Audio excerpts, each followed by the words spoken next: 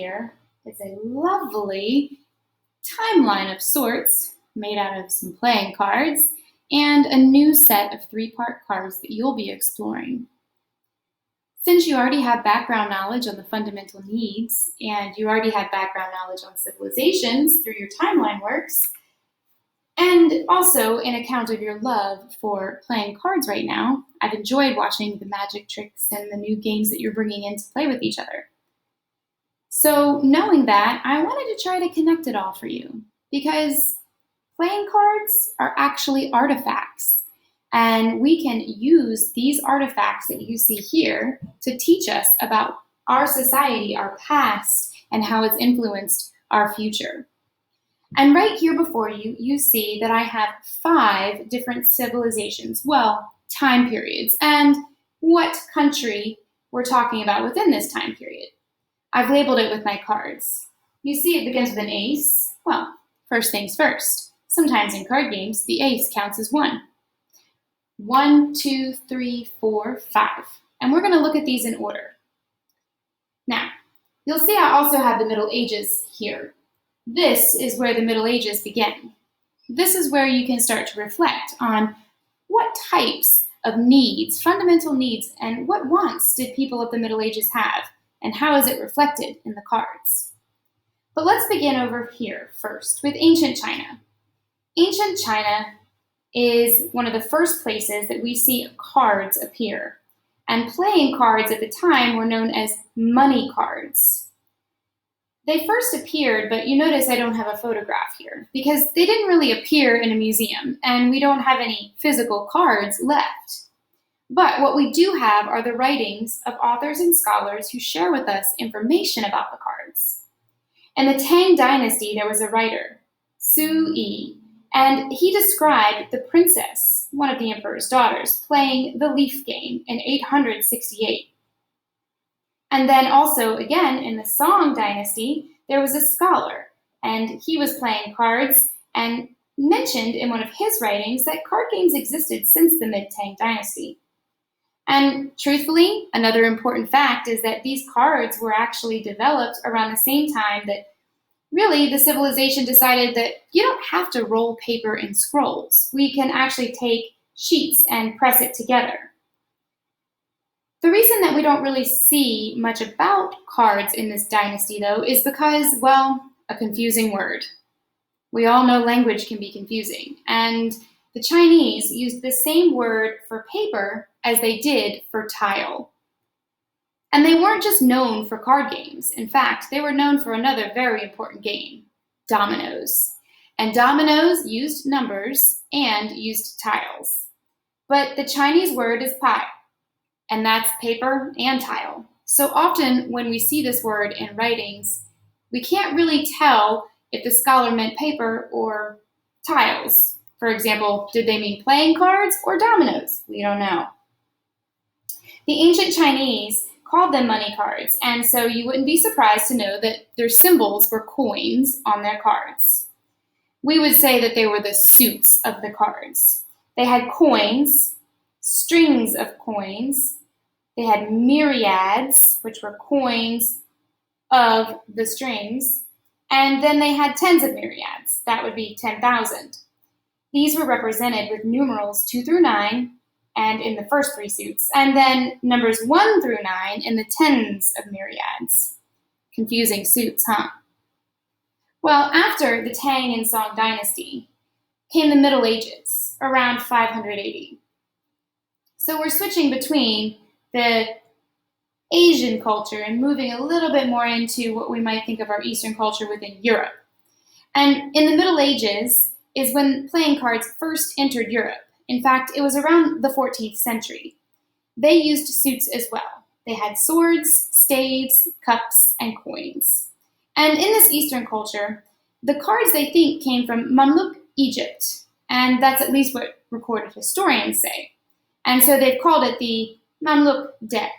The Mamluk Deck of cards has been presented from the 13th century at least as a game from Egypt. And really, now we don't see any of these cards around. In fact, these here are some photographs of a similar type of deck that I'll share with you soon. There's only a few single cards that even exist anymore from the Middle Ages and this particular time period with the Mamluk Deck. You see, cards are shuffled and dealt and traded until they deteriorate. So that's probably why cards even this old, from the 14th century or the 13th century, can't be found anywhere. The suits on these, that's the swords, staves, cups, and coins, contain 10 spot cards. And they were identified by the number of suit symbols. So the number of coins, or the number of swords, or the number of staves, which at the time, those symbols were called altogether pips. They also had court cards, 3 court cards. Might be the first time we've seen this. And the court cards were the king, the deputy king, and the underdeputy. We really didn't get to see pictures of the king, but we could maybe make out some military officers. During this time, playing cards were very, very expensive and only for the rich. In fact, Charles VI had some of the most expensive playing cards. They were all made by hand, which is another reason they were expensive. Playing cards became really popular in Europe. So popular that people got worried that maybe people were going to be distracted from their religion. We can read many archived sermons from this time period and read within the sermons how the church said they did not want anyone to be using playing cards. In fact, by 1367, Switzerland had already banned them.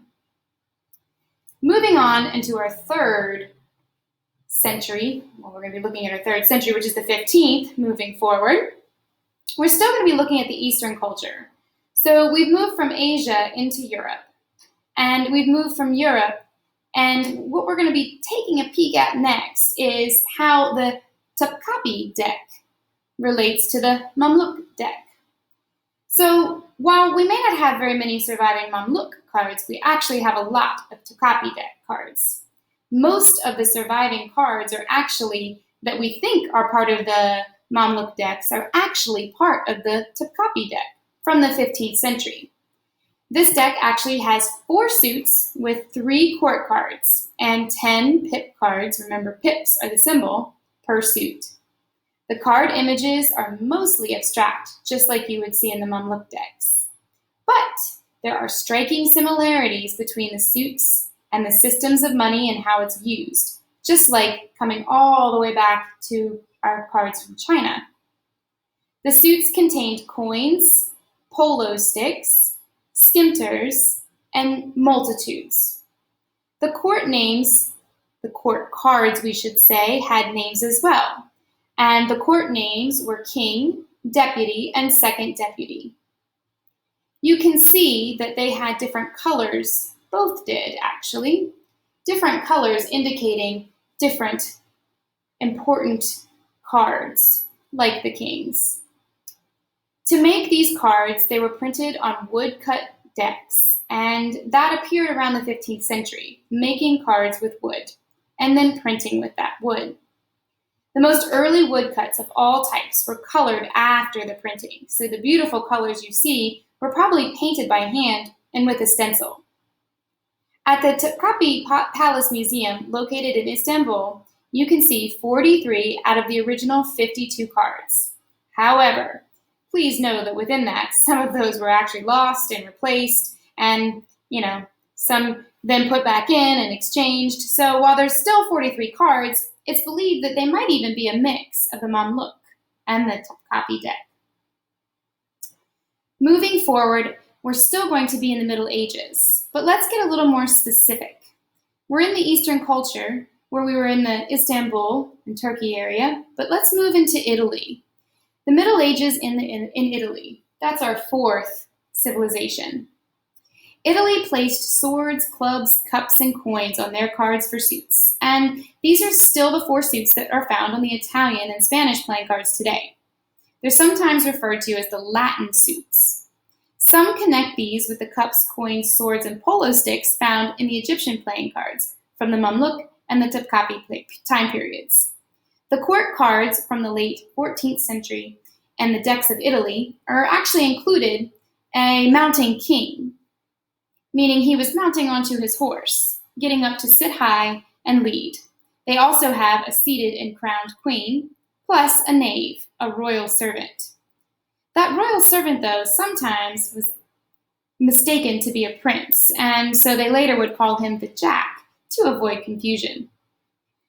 The first playing cards in European Italy were hand painted, and they were a very beautiful luxury, found among the upper classes only.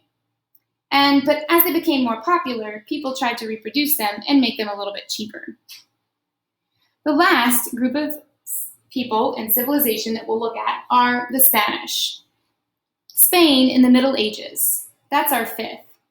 Spain placed swords, clubs, cups, and coins on their cards and suits as well, just like the Italian cards. But they also still had the 4 suits found on the Spanish playing cards today, just like Italy. Spanish cards developed somewhat differently, though, and the court cards being a king, knight, and knave, with no queen at all. The Spanish packs also didn't have a 10. The number 10 didn't exist, at least not in the cards. And with the absence of the 8s and 9s in national Spanish game of hombre, it resulted actually in a 40-card deck. We know our decks to have a few more today. Spanish decks and cards were not used just in Spain, but several other countries like Argentina, Mexico, the Philippines, and Puerto Rico, where the Spanish had considerable influence. You can see that from ancient China all the way through the Middle Ages to the late Middle Ages, that many cultures were influenced by playing cards. Cultures from the Eastern China to those in Eastern Europe, those where you might find in Egypt, Turkey, coming from Egypt into Turkey, and the Italian and Spanish cultures. These were the earliest and most influential in playing cards. In our next lesson, we'll look at our next time period, the Renaissance time period, and see what happened to cards then.